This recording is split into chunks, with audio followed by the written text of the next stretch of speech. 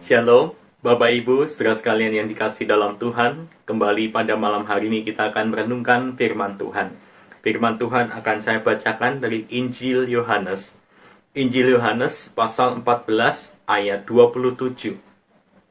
Injil Yohanes pasal 14 ayat 27.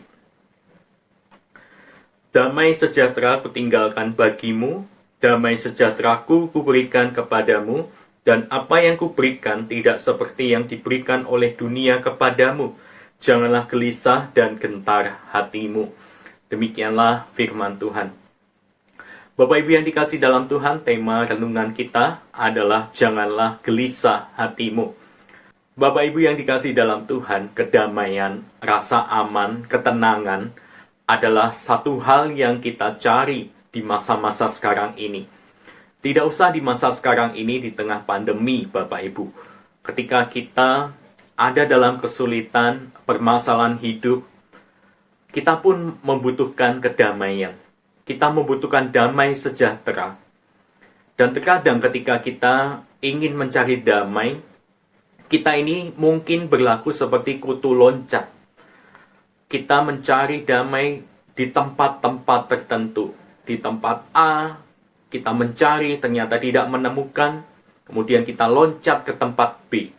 Di tempat B kita mencari damai, kita tidak mendapati. Lalu pindah lagi ke tempat C.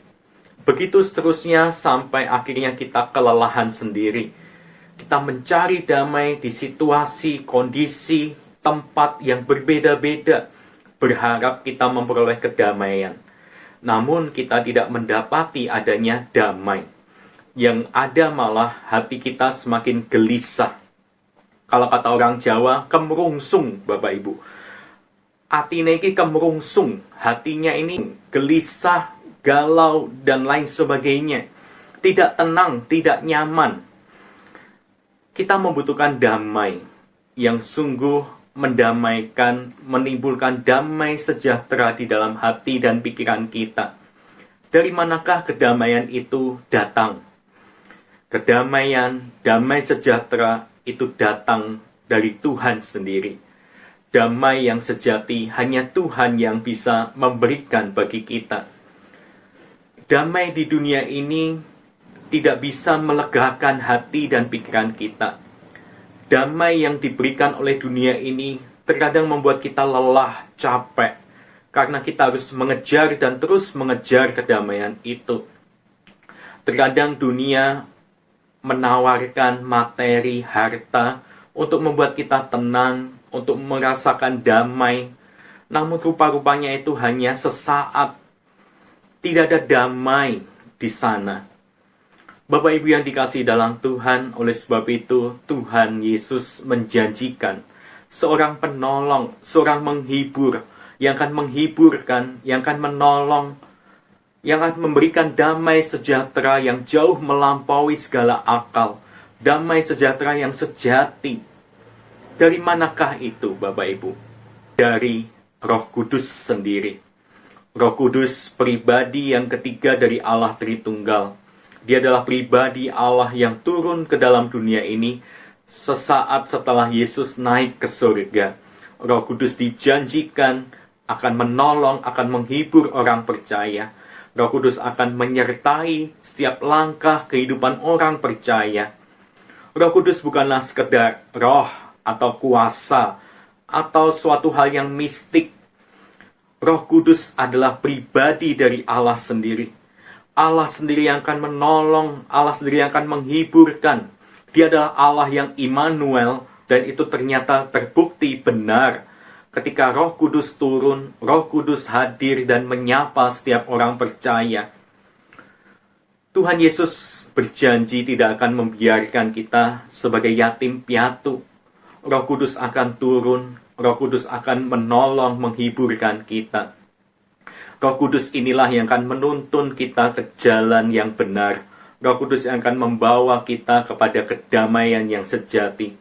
Roh Kudus yang akan menuntun kita melewati setiap lembah kehidupan, lembah kelam yang ada di sekitar kita. Roh Kudus yang akan menuntun kita melewati setiap badai kehidupan kita.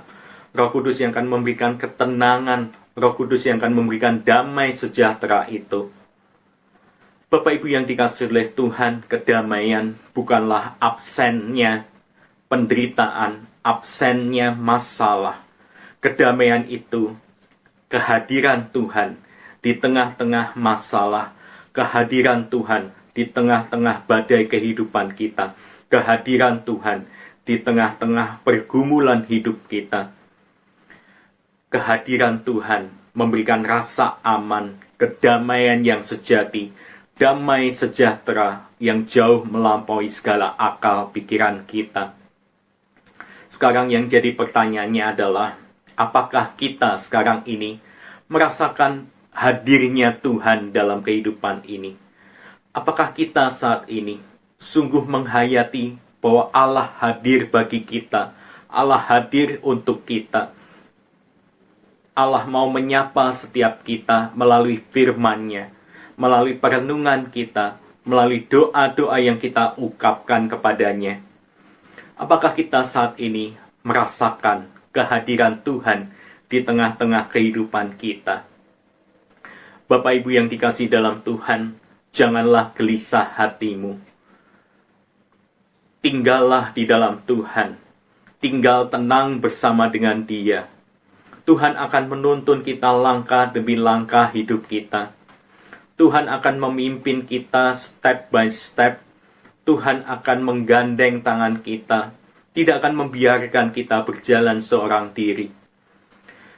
Janganlah gelisah hatimu. Damai sejahtera Tuhan akan memampukan kita melewati badai hidup ini. Damai sejahteraku kutinggalkan bagimu. Damai sejahteraku kuberikan kepadamu.